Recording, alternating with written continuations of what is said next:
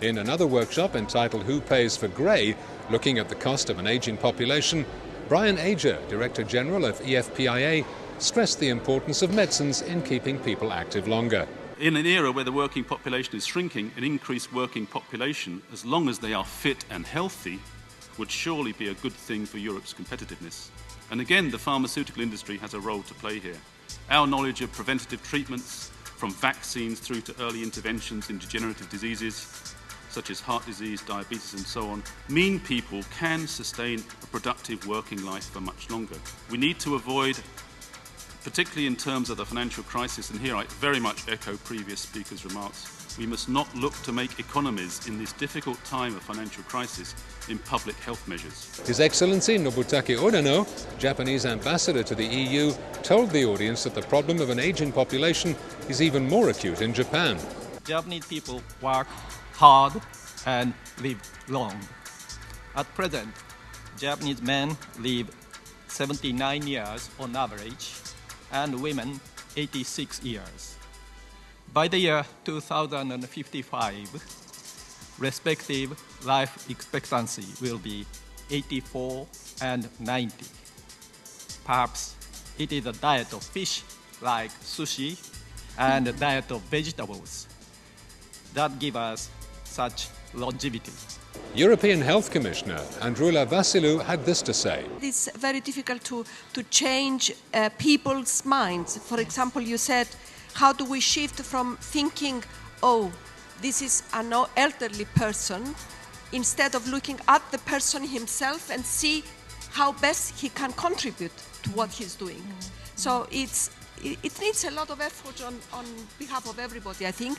And what you said about the environment, the business environment is very important. To start from before retirement, actually, how do you behave towards your matured employees so that when they reach retirement age are not looked upon as retired, but people who can still go on contributing to the work of the companies. The plenary session discussed the subject, does Europe really dare and care? Afterwards, we spoke to Rudy Thomas, President of the Federation of Belgian Enterprises, and asked him for his recipe for Belgium to extract itself from the financial crisis. Les jeunes doivent être plus intéressés dans la science et les mathématiques. Ensuite, nous devons faire en sorte que nous avons les professionnels pour pouvoir saisir cette opportunité des technologies vertes. Et finalement, nous devons en arriver à des professionnels qui peuvent de plus en plus en Europe gérer des projets multiculturels d'innovation, et là, il y en manque beaucoup en Europe. After this afternoon's session on sustainable finance, we spoke with Belgian Finance Minister and Deputy Prime Minister Didier Reynders. For the future, to give you 3 orientations maybe about the new way of thinking and working in the bank and in the financial sector. I'm sure that banks will have to learn anew about risk management. The second one is to the citizen. We need to enhance the education and information of the consumers about financial products.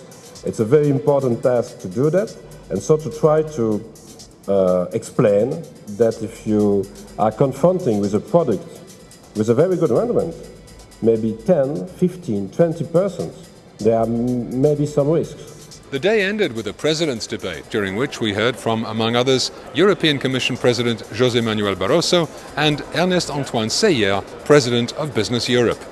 We have decided to double a facility of balance of payment support from 25 billion to 50 billion euros for non-euro area members, and we have decided also a contribution of 75 billion euros, not dollars, so it's about $100 billion for the IMF.